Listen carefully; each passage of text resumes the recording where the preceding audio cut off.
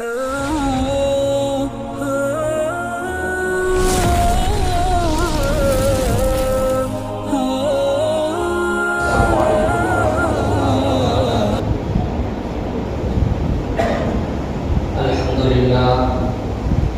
لله نحمده ونستعينه ونستغفره ونؤمن به ونتوكل عليه ونعوذ بالله من شرور أنفسنا ومن سيئات أعمالنا من يهده الله فلا مضل له ومن يضلله فلا هادي له ونشهد أن لا إله إلا الله وحده لا شريك له ونشهد أن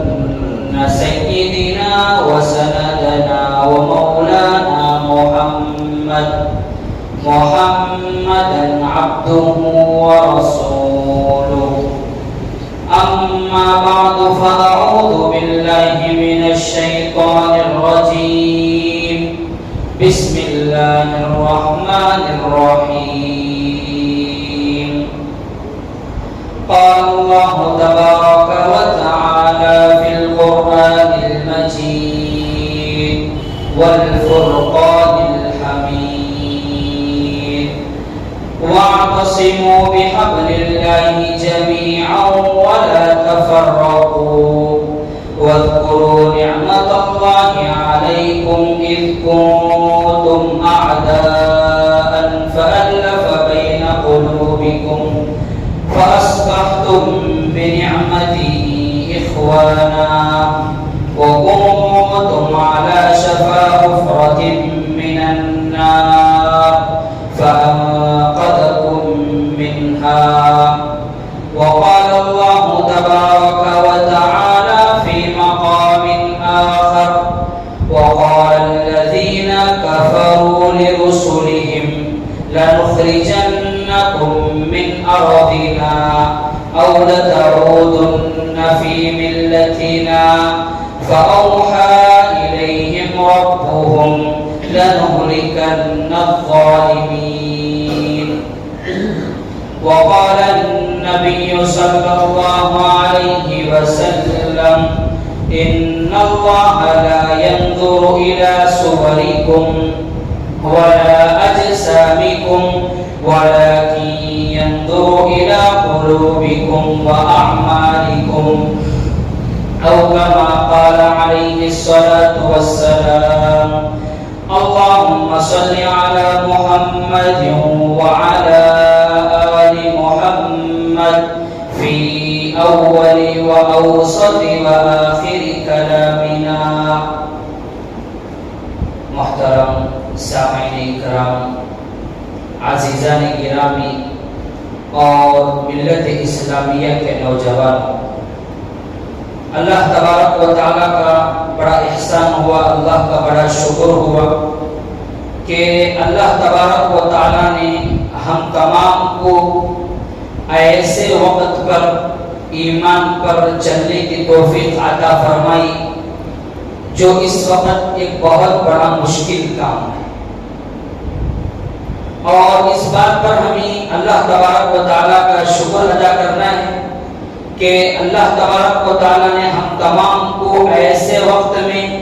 ایمان جیسی بڑی دولت عطا فرمائی اور اس بات پر بھی ہمیں اللہ تبارک و تعالیٰ کا شکر ادا کرنا ہے کہ اللہ تبارک و تعالیٰ نے ہم تمام کو رہبر کے طور پر رہنما کے طور پر اور جس کسی کی اقتدا کرنا ہے تو اللہ تبارک و تعالیٰ نے قرآن کریم ہی میں بہت ہی پہلے اللہ تبارک و تعالیٰ نے اعلان فرما دیا تھا لَقَدْ كَانَ لَكُمْ فِي رَسُولِ اللَّهِ أُسْوَةٌ حَسَنَةٌ جب تم دنیا میں آئے ہو اور دنیا میں زندگی گزار رہے ہو تو قدم بقدم منٹ بمنٹ رفتہ برفتہ آپ کو حالات کا سامنا کرنا پڑے اور ایسا ہمارے ساتھ آج بھی ہو رہا تھا کل بھی ہو رہا تھا اور آگے بھی ہونے والا ہے اب یہ وقت جتنا ہمارے لیے کٹھن ہے آگے بھی ایسا وقت آنے والا ہے جو اس سے زیادہ کٹھن تو ایسے وقت میں اللہ تبارک و تعالیٰ نے ہم تمام کے لیے قرآن میں ارشاد فرما دیا لقد کان لکم فی رسول اللہ اسوۃ حسنہ کہ اگر کسی کو آپ اپنا آئیڈیل بنانا چاہیں، کسی کو اپنا نمونہ بنانا چاہیں اور کسی کی اقتدا کرنا چاہیں تو اللہ تبارک و تعالیٰ نے کہا وہ ایک ہی ذات ہے جس کی قیامت تک اقتدا کی جائے، جس کے نقش قدم پر ہم تمام کو قیامت تک چلنا ہے، اور انہی کے نقش قدم پر اللہ تبارک و تعالیٰ نے دنیا میں بھی کامیابی اور آخرت میں بھی کامیابی اللہ نے انہی کے نقش قدم پر رکھا۔ تو محترم سامعین، آج امت مسلمہ اور پوری دنیا اور خصوصاً آج کا مسلمان جس دور سے گزر رہا ہے اور جن پریشانیوں سے گزر رہا ہے اور جن حالات سے گزر رہا ہے وہ کوئی آج کے لیے نئی چیز نہیں ہے۔ ہمارے لیے مہینے میں ایک مصیبت آتی ہے، مہینے میں ایک آفت آتی ہے، اور ایسا وقت ہے کہ لوگ انگلیاں اٹھانے والے قرآن پر بھی انگلیاں اٹھا رہے ہیں، اور لوگ انگلیاں اٹھانے والے ہماری نمازوں پر بھی انگلیاں اٹھا رہے ہیں، اور لوگ انگلیاں اٹھانے والے ہماری اذانوں پر بھی انگلیاں اٹھا رہے ہیں۔ اور یہ کوئی نئی چیز نہیں ہے، اللہ تبارک و تعالیٰ نے اس چیز کا نقشہ قرآن کریم میں بہت پہلے ہی کھینچ دیا ہے، لیکن بڑی افسوس کی بات ہے اور بڑی شرمندگی کی بات ہے کہ جس طرح دنیا سے ہماری محبت ہے، چیزوں سے ہماری محبت ہے، اور جس طرح لوگوں سے ہمیں محبت ہے، اس طرح کی ہماری محبت قرآن سے نہیں ہے، اس طرح کی ہماری محبت حدیث سے نہیں ہے، اس طرح کی ہماری محبت اللہ کے نبی کی زندگی سے نہیں ہے۔ اور جیسا کہ آج ہم لوگ نماز پڑھنے کے لیے آ رہے ہیں، یا رمضان کے مہینے میں ہم لوگ روزہ رکھتے ہیں، یا رمضان کے مہینے میں ہم لوگ زکات دیتے ہیں، تو وہ ہم عبادت سمجھ کر نہیں دے رہے، عادت سمجھ کر دے رہے۔ سب روزہ رکھے ہیں، میں بھی روزہ رکھا،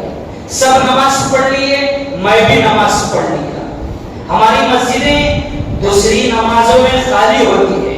فجر کی نمازوں میں ہماری مسجدیں خالی ہوتی ہے، لیکن جمعہ کی نماز میں سب لوگ نمازوں کو جانے کے لیے تیار ہوتے ہیں، تو ہم بھی کیا عادت سمجھ کر تیار ہو کر آ جاتے ہیں کہ اگر میں باہر رہا تو لوگ مجھے کہیں گے دیکھ جمعہ کی نماز بھی نہیں پڑھا۔ تو عادت سمجھ کر ہم لوگ نماز پڑھ رہے ہیں، عادت سمجھ کر ہم لوگ قرآن پڑھ رہے ہیں۔ ابھی تک ہمارا اندازہ اور ہماری عبادتیں اور ہماری نمازیں وہ عبادت پر نہیں ہیں۔ تو محترم بزرگوں دوستوں، آج جس حالات سے امت مسلمہ گزر رہی ہے یہ کوئی نئی چیز نہیں ہے۔ اللہ تبارک و تعالیٰ نے قرآن کریم کے اندر ارشاد فرمایا وَقَالَ الَّذِينَ كَفَرُوا لِرُسُلِهِمْ لَنُخْرِجَنَّكُمْ مِنْ أَرْضِنَا، جو لوگ اللہ کا انکار کرنے والے تھے اور جو لوگ نبی کا انکار کرنے والے تھے، ان لوگوں کا یہ نعرہ تھا لَنُخْرِجَنَّكُمْ مِنْ أَرْضِنَا، اگر آپ اللہ کی بات بتانے والے ہیں اور اپنے آپ کو نبی تسلیم کرنے والے ہیں تو آپ کو ہمارے بستیوں میں رہنے کا کوئی حق نہیں۔ جو لوگ اللہ کا انکار کر رہے تھے، جو لوگ نبی کا انکار کر رہے تھے، یہ لوگ اپنے رسولوں سے کہہ رہے تھے لَنُخْرِجَنَّكُمْ مِنْ أَرْضِنَا، ہم آپ کو اپنی زمینوں سے نکال دیں گے، أَوْ لَتَعُودُنَّ فِي مِلَّتِنَا، اگر آپ ہماری بستیوں میں رہنا ہے تو آپ کے دین پر نہیں رہیں گے بلکہ ہمارے باپ دادا کا جو دین ہے اس دین پر رہیں گے۔ یہ لوگ کافر لوگ اپنے رسولوں سے کہہ رہے تھے، تو اللہ تبارک و تعالیٰ نے رسولوں کی طرف وہی بھیجی، کوئی آپ کو گھبرانے کی ضرورت نہیں ہے، کوئی آپ کو ڈرنے کی ضرورت نہیں ہے۔ اللہ تبارک و تعالیٰ نے کہا فَأَوْحَىٰ إِلَيْهِمْ رَبُّهُمْ لَنُهْلِكَنَّ الظَّالِمِينَ، عنقریب ایک ایسا وقت آنے والا ہے،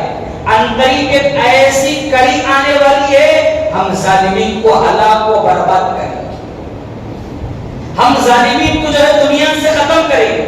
اور اس کے بعد اللہ تبارک و تعالیٰ نے اپنے رسولوں کی طرف وحی بھیجی وَلَنُسْكِنَنَّكُمُ الْأَرْضَ مِن بَعْدِهِمْ. اور اس کے بعد ہم کیا کریں گے؟ زمین پر آپ کا قبضہ جمائیں. اور حقیقت میں زمینوں پر آپ کو رہنا ہے. اور اللہ تبارک و تعالیٰ نے اپنے نبیوں سے وعدہ کیا کہ کب آپ ان حالت پر آئیں گے؟ ذَلِكَ لِمَنْ خَافَ مَقَامِي وَخَافَ وَعِيدِ. یہ اس وقت ہوگا جب ہم اپنے رب کے سامنے کھڑے ہونے سے ڈریں گے, جب ہم اللہ کے عذابات سے ڈریں گے. آج قرضدار جس کے پاس پیسہ قرض کو لیا ہے اس کے سامنے جانے سے ڈرتا ہے, یا جس آدمی کے اس کے ساتھ کچھ معاملات ہوئے ہیں اس کے سامنے سے جانے سے ڈرتا ہے. لیکن اپنے رب کے سامنے آج ہم لوگ نہیں جھک رہے ہیں, اس لیے ساری دنیا کے سامنے ہم لوگ جھکے ہوئے. آج میں آپ حضرات کو جس عنوان کے تحت جوڑنا چاہ رہا ہوں, آج اس عنوان کو ہم لوگ بھول گئے. وہ ایسا عنوان ہے, اگر اس عنوان کو ہم اپنے دماغوں میں رکھیں گے اور اپنے دلوں میں بسائیں گے تو آج جو حالات امت مسلمہ دیکھ رہی ہے ایسے حالات امت مسلمہ کو دیکھنے کی ضرورت نہیں ہے. اللہ کے نبی کریم صلی اللہ علیہ وسلم ہم سب کے علم میں ہے کہ اللہ کے نبی کریم صلی اللہ علیہ وسلم مکہ المکرمہ میں پیدا ہوئے تھے, یہ ہم سب لوگ جانتے ہیں. اور اللہ کے نبی کریم صلی اللہ علیہ وسلم کی دو زندگیاں ہیں, دونوں زندگیاں ہر ایمان والے کو اپنے دماغوں میں رکھنا ہے. اللہ کے نبی کی پہلی زندگی تھی محمد بن عبداللہ کے طور پر, اور اللہ کے نبی کی دوسری زندگی تھی محمد رسول اللہ کے طور پر. جب اللہ کے نبی محمد بن عبداللہ تھے, ابھی نبوت نہیں ملی تھی, تو اللہ کے نبی کو لوگ نبی کہہ رہے تھے, اللہ کے نبی کو لوگ صادق کہہ رہے تھے, اللہ کے نبی کو لوگ اپنا پیشوا سمجھ رہے تھے. لیکن جب اللہ کے نبی محمد رسول اللہ سے روشناس ہوئے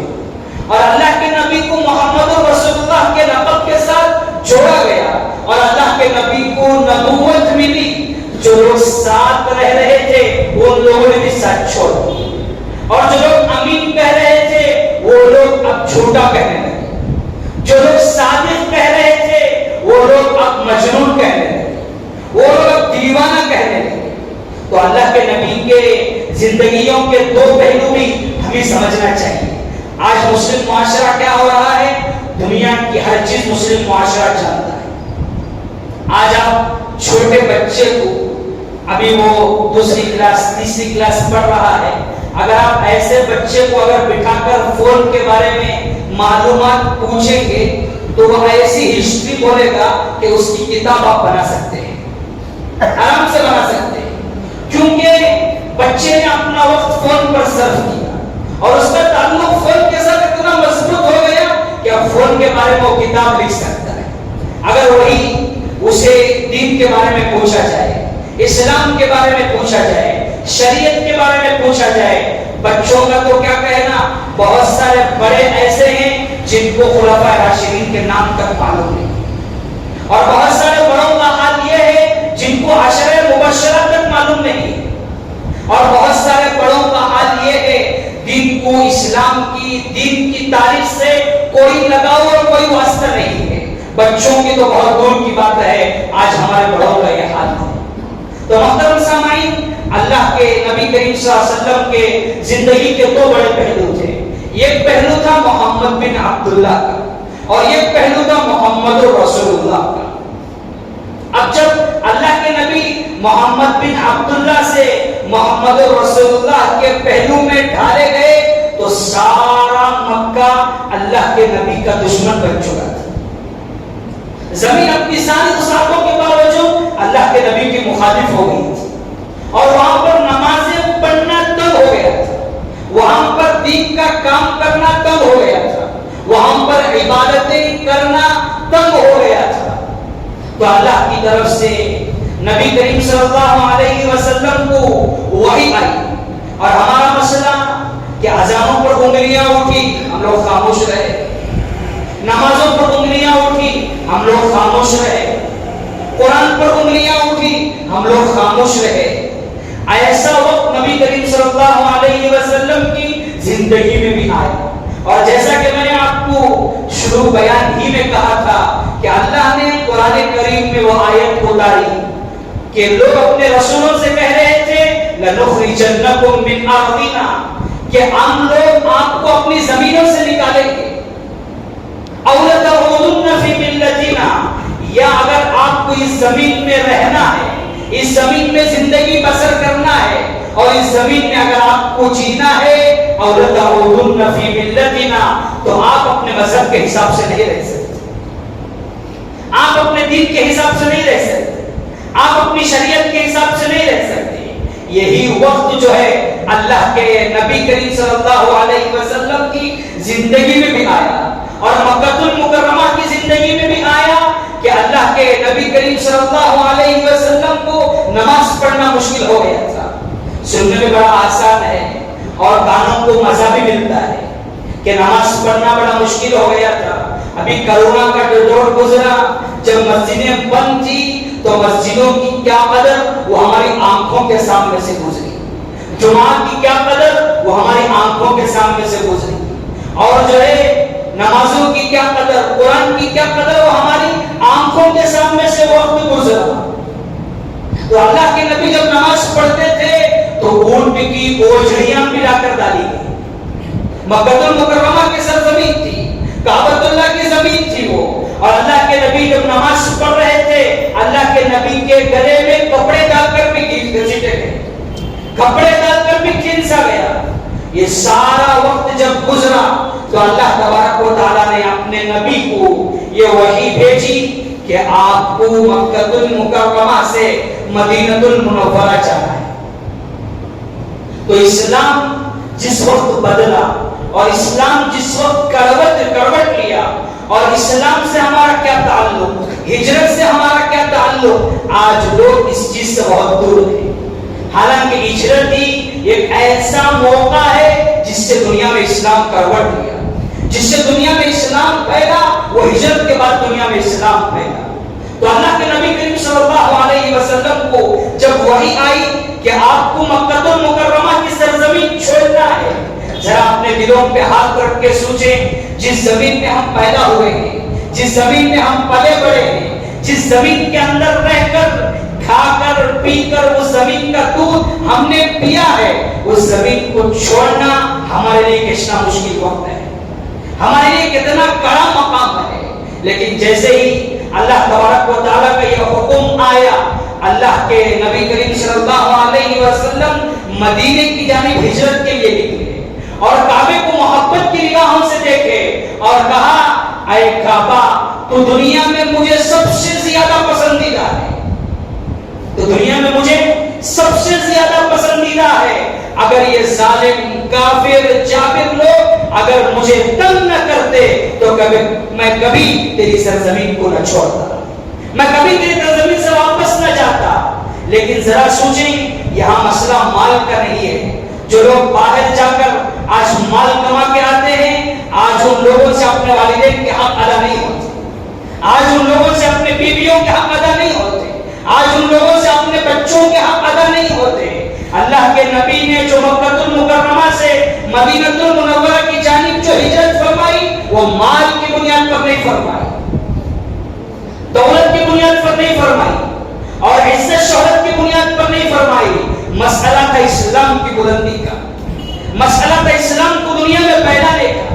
مسئلہ تھا اسلام کی سربلندی کا۔ تو اللہ نے کہا، اللہ کے نبی نے کعبے کو مخاطب کر کے کہا، اللہ کے نبی کی آنکھوں میں آنسو تھے اور اللہ کے نبی کعبے کو دیکھ رہے تھے، اور کہا قسم کو خدا اے کعبہ میں تجھے کبھی نہ چھوڑتا اگر یہ لوگ مجھے یہاں اپنے دین پر رہتے ہوئے تنگ نہ کرتے، میں ضرور اس زمین میں رہتا۔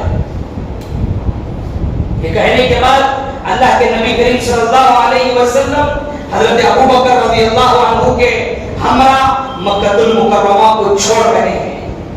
اور وہ ایسا وقت تھا کہ اللہ کے نبی جب مکہ المکرمہ کو چھوڑ کر آگے بڑھے، آگے پہنچے، تو مکے میں اعلان ہو چکا تھا کہ نبی اور حضرت ابوبکر رضی اللہ عنہ وہ دونوں مکہ چھوڑ کر جا رہے ہیں اور اعلان ہوا کہ اگر ان دونوں کو کوئی پکڑ کر لے کے آئے گا تو اسے 100 اونٹ دیے جائیں گے۔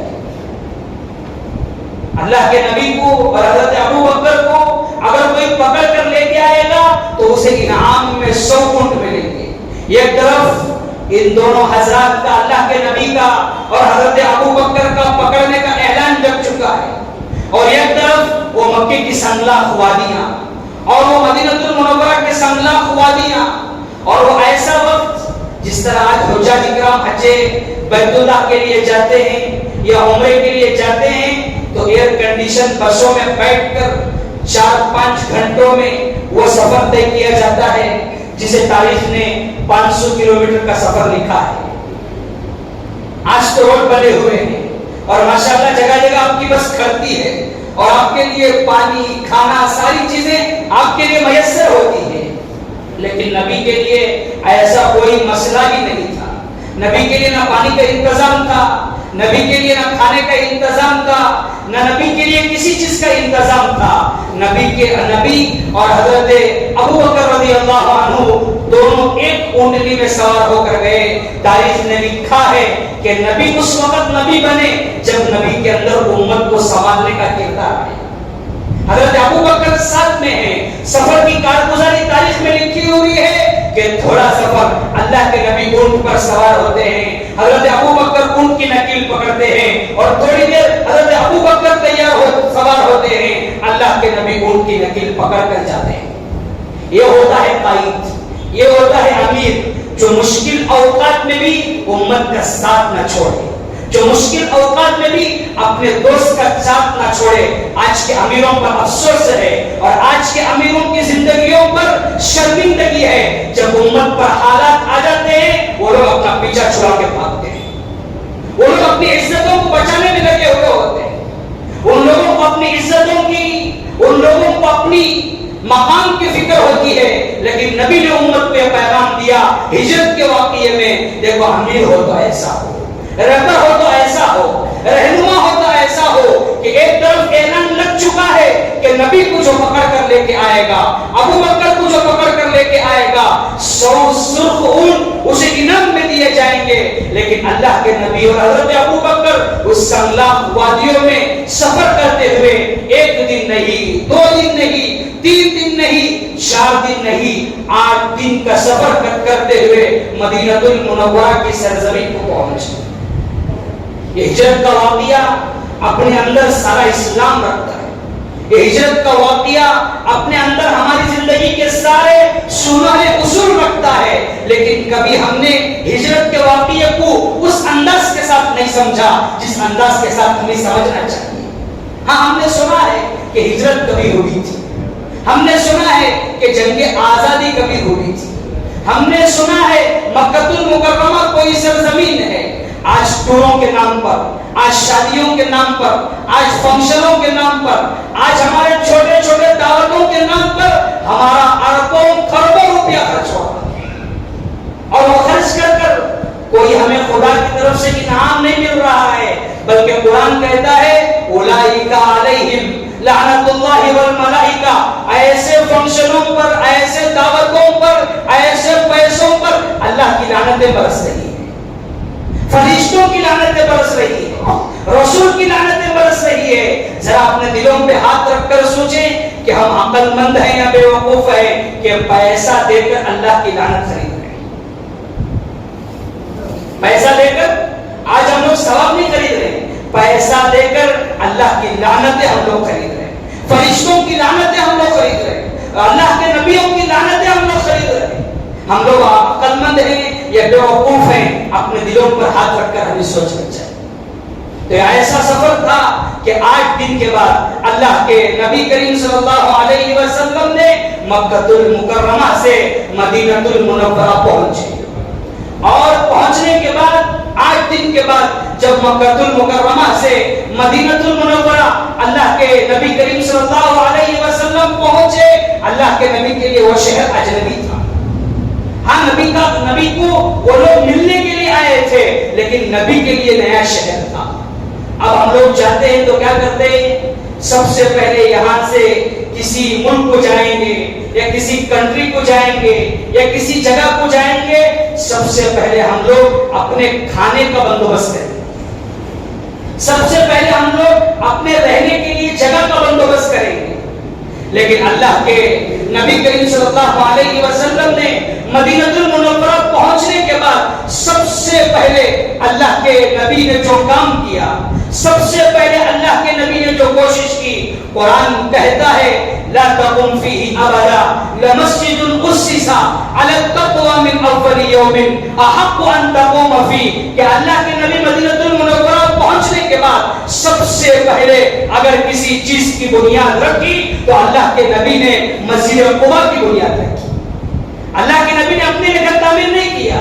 اللہ کے نبی نے اپنے لیے رہنے کے لیے گھر نہیں بنایا، اللہ کے نبی اپنے لیے ایئر کنڈیشن روموں کی تعمیر نہیں کی۔ اللہ کے نبی مدینہ المنورہ پہنچنے کے بعد سب سے پہلے جو کام کیا وہ اللہ کے نبی نے 2 مسجدوں کی بنیاد رکھی۔ سب سے پہلے قرآن کہتا ہے لا تقم فیہ ابدا لمسجد اسس علی التقوی من اول یوم احق ان تقوم فیہ، اللہ کے نبی مدینہ المنورہ پہنچنے کے بعد سب سے پہلے مسجد قباء کا بنیاد رکھی،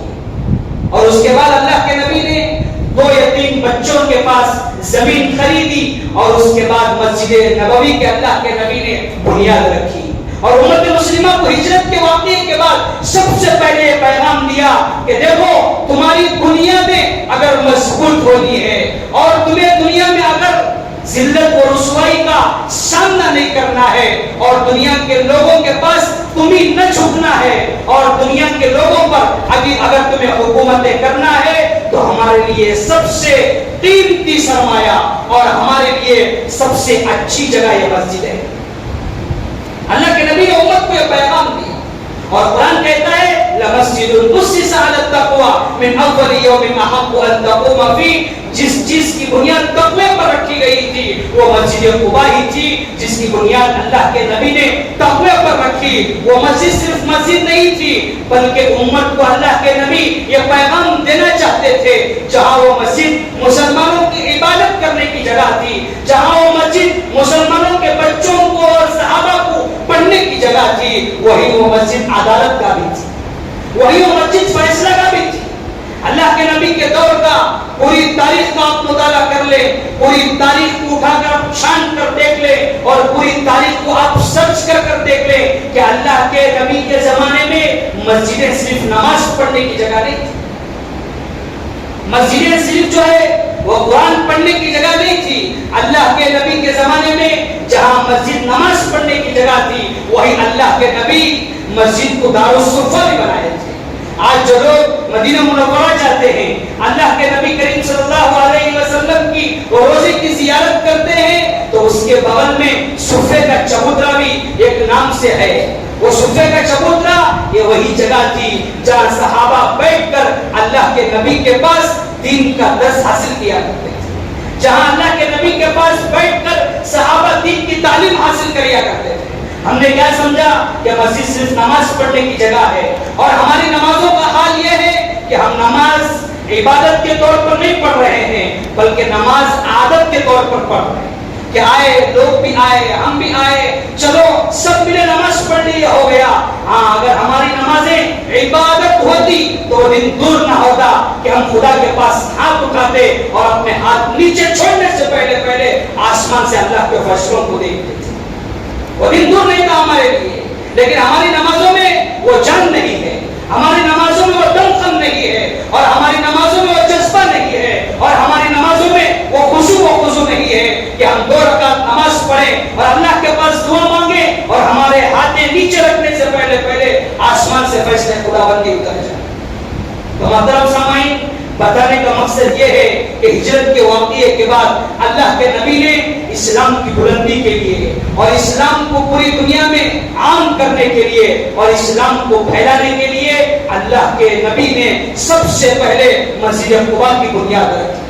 اور قرآن وہی کہتا ہے لمسجد اسس علی التقوی من اول یوم احق ان تقوم فیہ. اگر نبی چاہتے اپنے لیے مدینہ المنورہ میں سب سے پہلے اپنے لیے گھر کی تعمیر کراتے. اگر نبی چاہتے تو مدینہ المنورہ میں اپنے لیے رہنے کے لیے اونچی اونچی بلڈنگیں تیار کرتے. لیکن امت کو یہ پیغام دینا تھا کہ اگر دنیا میں دین باقی رہنا ہے, اگر دنیا میں اسلام باقی رہنا ہے, اگر دنیا میں ہمیں اونچا مقام چاہنا ہے, ہماری عزت مسجدوں سے وابستہ ہے, ہماری سربلندی مسجدوں سے وابستہ ہے. جس دن ہم اللہ کے گھر کو ویران کریں گے, یہ بات اپنے دماغوں میں بٹھا لیں کہ اس دن ہماری زندگی میں اللہ ویران کر دے.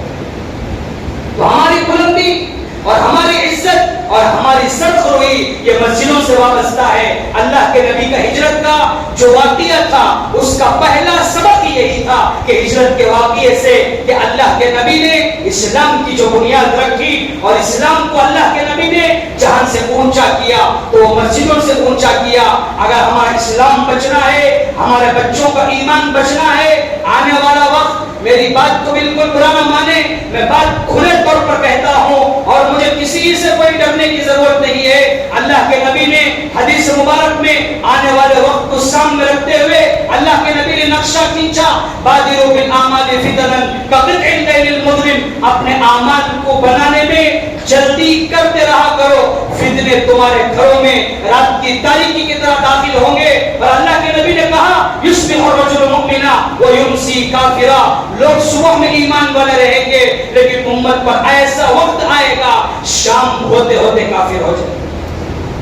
اور اللہ کے نبی نے آگے کہا یمسی مؤمنا, وہ اپنی امت دیکھے گی کہ شام میں ایمان والا رہے گا لیکن صبح ہوتے ہوتے کافر ہو جائے گا. اور اللہ کے نبی نے آگے کہا یبیع دینہ بعرض من الدنیا, اپنے دین کو دنیا کے چند سکوں کے بدلے میں, دنیا کی عزت کے بدلے میں, دنیا میں شہرت کے بدلے میں, دنیا کے مقام کے بدلے میں لوگ اپنے دین کا سودا کریں گے, اپنے ایمان کا سودا کریں گے. ایسے وقت میں مسجدیں ہمارے لیے حفاظت کی جگہ ہے, مسجدیں ہمارے لیے اسلام کا قلعہ ہے. تو ہجرت کے واقعے کے دو پیغام تھے. ایک پیغام ہمیں اپنے مسجدوں کی حفاظت کرنا ہے, اپنی مسجدوں کو مضبوط کرنا ہے. انشاءاللہ ہجرت کا دوسرا پیغام کیا ہے اور ہجرت کے دوسرے پیغام سے امت مسلمہ کو کیا سبق ملے گا, انشاءاللہ اگلے جمعہ آپ حضرات کے سامنے عرض کریں گے. اور دوسری آپ حضرات سے اعلان یہ ہے کہ ہمارے لیے بڑی خوشی و مسرت کا موقع ہے